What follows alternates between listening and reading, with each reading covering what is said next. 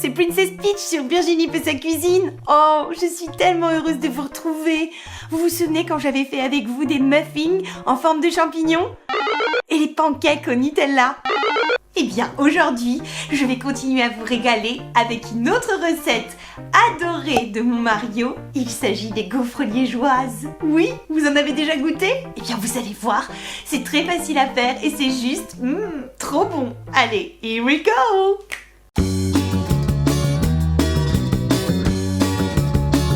Pour réaliser nos délicieuses gaufres, il nous faut 150 g de farine, un demi-sachet de sucre vanillé, un œuf, 100 ml de lait, un demi-sachet de levure du boulanger, 50 g de sucre perlé. 50 g de beurre, tout mou. Et pour finir, il vous faudra une machine à gaufres. C'est parti! Pour obtenir 4 à 5 belles gaufres de liège, on fait glisser notre farine dans un saladier. On lui ajoute un demi-sachet de sucre vanillé. On touille, on touille, on touille, on touille, on touille. Puis on fait un fantastique petit puits. Et là on met notre œuf. Sans la coquille, on touille, on touille, on touille, on touille. Puis vient le tour du lait demi-écrémé qu'on met dans une casserole et qu'on fait chauffer à feu doux. Dès qu'il est tiède, la levure du boulanger se joint à lui et on touille, on touille.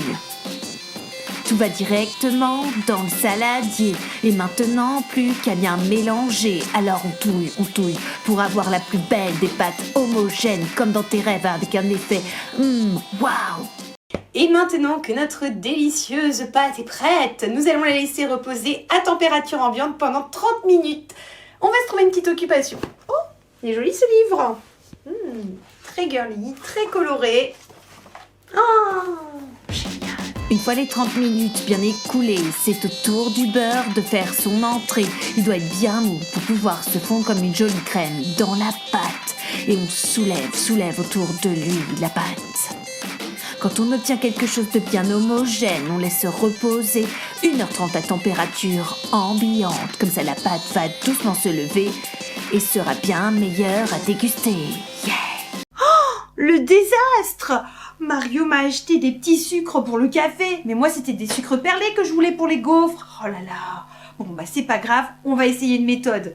On va les mettre dans le petit sac à congélation. Hop! Avec mon rouleau à pâtisserie, je vais tout écrabouiller. Et j'espère que ce sera le même effet dans mes gaufres.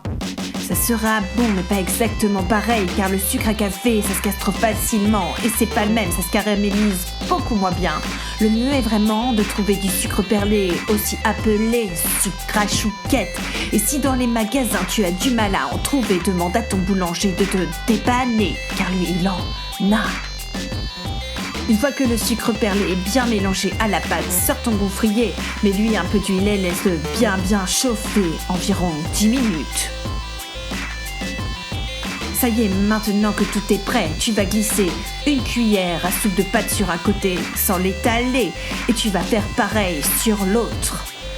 Hop, on ferme la machine, laisse bien tout cuire, ta gaufre sera prête entre 3 à 5 minutes. Elle doit être bien dorée, à toi de surveiller. Et pour l'attraper, prends une super fourchette et laisse ta gaufre refroidir avant de la manger. Et voilà le résultat des gaufres à croquer, tout bien caramélisé. On va se régaler. Bon, eh bien ça y est, ma petite recette est terminée. J'espère que ça vous a plu.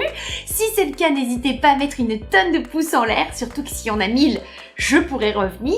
Et puis n'hésitez pas à le dire dans les commentaires. Peach revient. Et si vous avez des envies de recettes, vous les marquez aussi. Comme ça, peut-être que je découvrirai grâce à vous une nouvelle super recette pour mon Mario. Oui. Et puis abonnez-vous à la chaîne de Virginie, ça fait toujours plaisir. Bon, bah sur ce, je vous fais des gros cœurs, des gros bisous, puis je vous dis à très vite pour de nouvelles aventures. Et tout de suite, on passe à la dégustation. Ciao!